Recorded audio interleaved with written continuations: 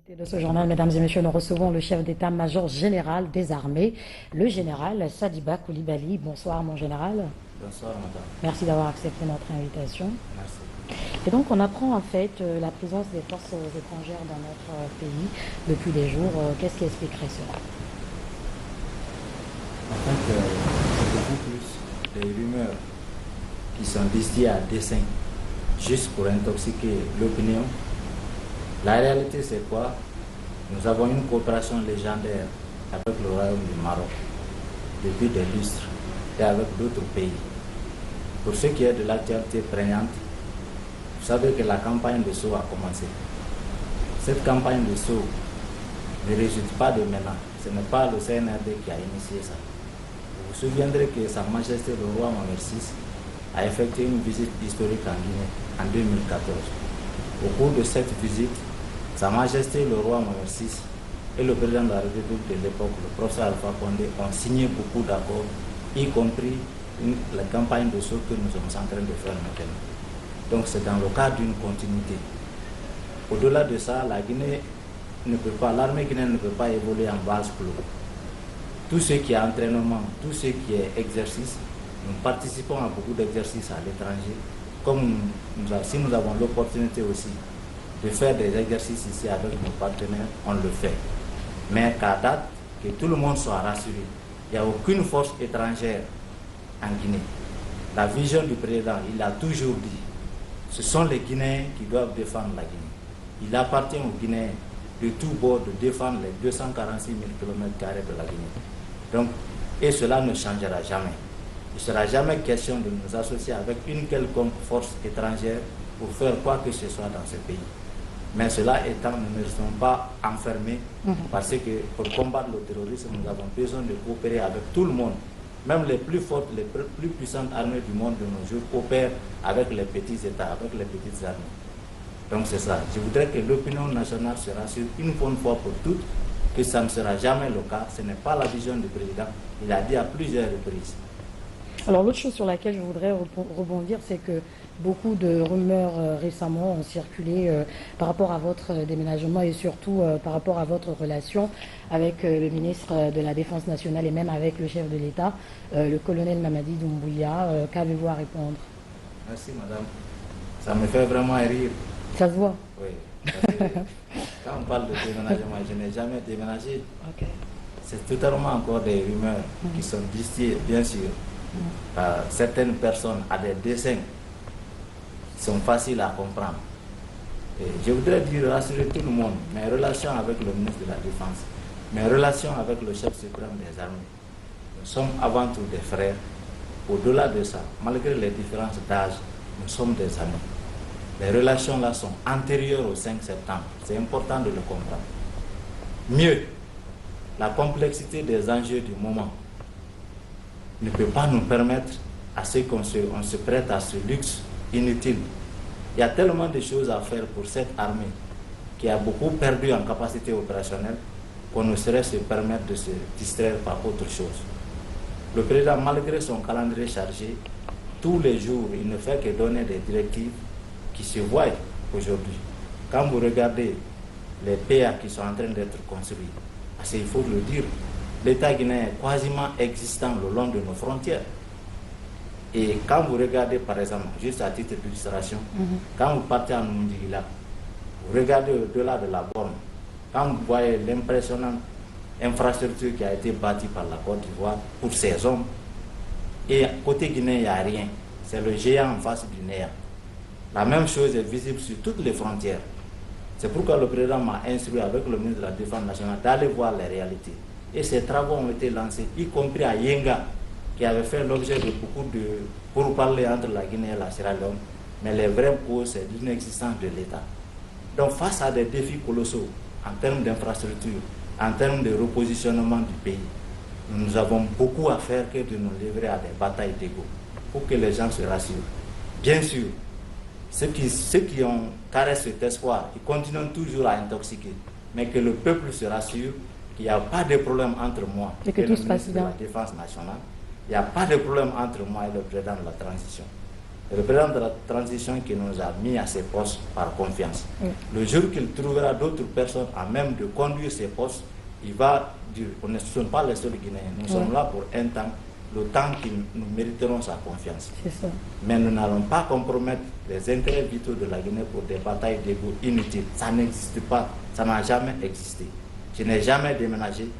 J'ai toujours, malgré tout ce qui se dit, je ne vais pas vous le répondre, mais pour soulager la population, il est important qu'on éclaircisse ça une bonne fois pour toutes.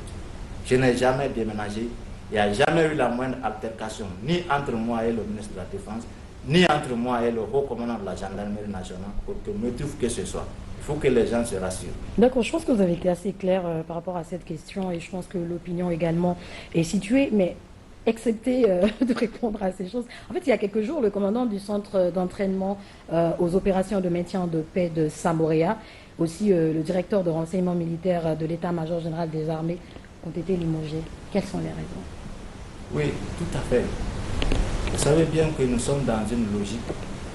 Dès le 5 septembre, le président de la transition a été clair que la boussole sera la justice sera la boussole de la transition. On ne peut pas continuer à inquiéter les civils chaque fois qu'il y a la moindre faute et mettre les militaires à l'abri. Vous me permettez de ne pas trop m'étendre sur ces sujets du fait que c'est des questions encore qui sont pendantes devant la justice. Car cela ne tienne.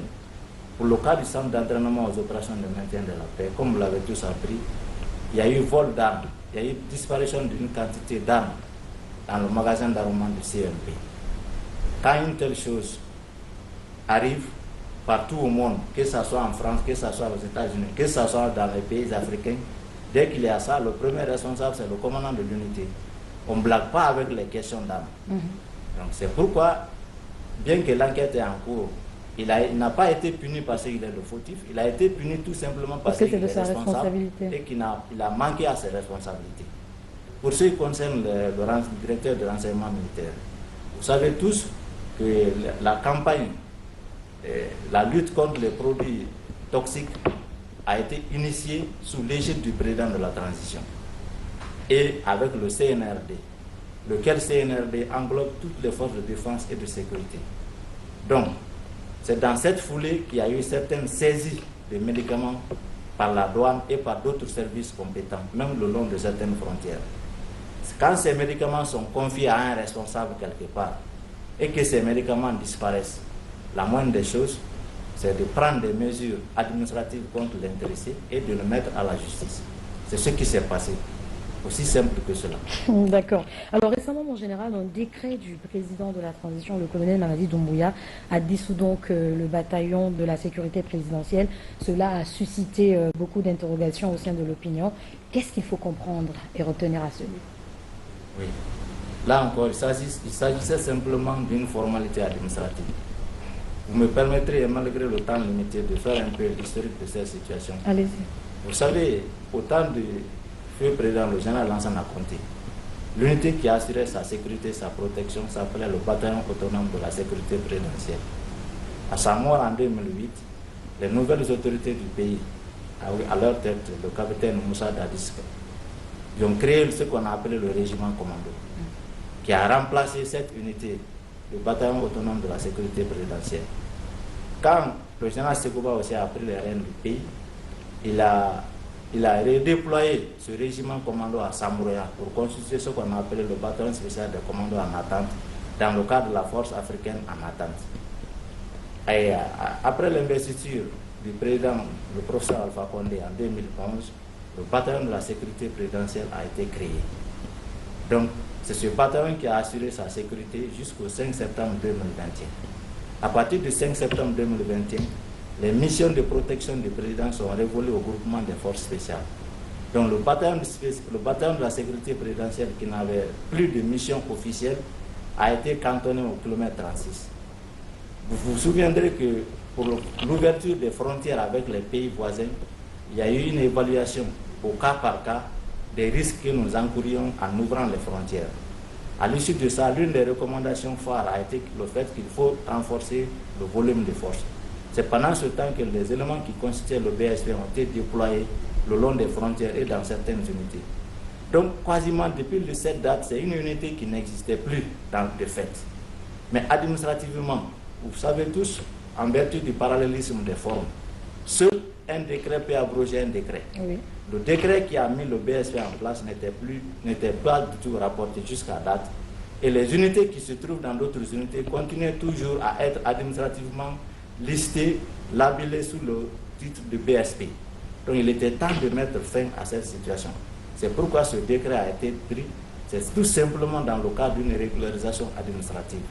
Ce n'est ni plus ni moins. Aucune raison derrière. D'accord.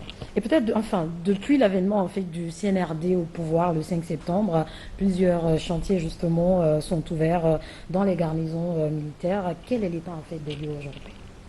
Oui. Beaucoup de chantiers ont été ouverts, d'autres le seront encore. Et on est heureux de constater que ces chantiers évoluent vraiment grâce à l'implication personnelle du chef de l'État et grâce au suivi méticuleux du ministre de la Défense nationale qui ne ménage aucun effort pour mettre les moyens à temps. Il y a beaucoup de compagnies d'infanterie qui n'étaient pas construites. Les constructions ont commencé, les travaux sont même très très avancés. Je vous ai parlé tout de suite de la problématique de la sécurisation de nos frontières. Je vous donne un exemple, madame. En Zor, dans l'Ola, quand une délégation guinéenne se rendait là-bas en visite, elle était obligée de traverser la frontière pour aller être reçue du côté des Ivoiriens. Quand il pleuvait, nos hommes étaient obligés de quitter les positions là pour aller s'abriter chez les autres. Dans ces conditions, comment nous pouvons défendre notre pays? Lors de ma tournée, partout où je suis passé, même à Bundulengi, dans tous les villages, la seule requête que les gens demandaient, s'il vous plaît, faites un effort pour vos hommes qui sont là. C'était l'interpellation vraiment poignante et c'est pourquoi des efforts colossaux ont été consentis. Le président de la transition a prélevé même sur son budget de souveraineté pour que ces positions-là soient réhabilitées, soient construites le plus rapidement que possible. Parce que n'oublions pas que la question des frontières fait partie des enjeux futurs. Aujourd'hui, bien sûr, la plupart des États sont absorbés par les questions de politique interne, mais tôt ou tard, ces questions de frontières vont se poser. Et en ce moment, si on ne dispose rien sur place qui nous permet quand même de défendre, de sécuriser nos 246 000 km², ça sera vraiment des casse-têtes. Donc il faut anticiper sur ça en prenant les bonnes décisions aujourd'hui. C'est pourquoi beaucoup de chantiers sont en œuvre dans ce sens, que ce soit au niveau de la marine, que ce soit au niveau de l'armée de l'air, que ce soit au niveau du haut commandement de la gendarmerie nationale, beaucoup de choses, et c'est visible d'ailleurs. Donc ces chantiers, vraiment, nous en sommes vraiment satisfaits et nous prions Dieu, nous remercions le président pour cette attention et nous souhaitons que ces édifices soient vraiment au service de toute la nation. D'accord, alors c'est vrai qu'il y a beaucoup de choses à dire. Peut-être une dernière question. Quel est votre message aujourd'hui à l'endroit des différentes composantes de la nation? Mon premier message d'abord, c'est de remercier mes chefs hiérarchiques qui m'ont investi de leur confiance. Et ensuite, profiter pour dire à la population guinéenne que nous devons tout abandonner pour revenir nous recentrer sur l'essentiel. Quand on regarde aujourd'hui, juste un exemple, ce que la République démocratique du Congo vit avec ses voisins, et la Guinée a beaucoup de similitudes avec la République démocratique du Congo en termes de richesse du sol. Donc, si nous continuons à créer la zizanie autour des questions inutiles, un jour il n'est pas exclu que nous soyons la proie de nos voisins. Que Dieu fasse que cela n'arrive jamais. Amen.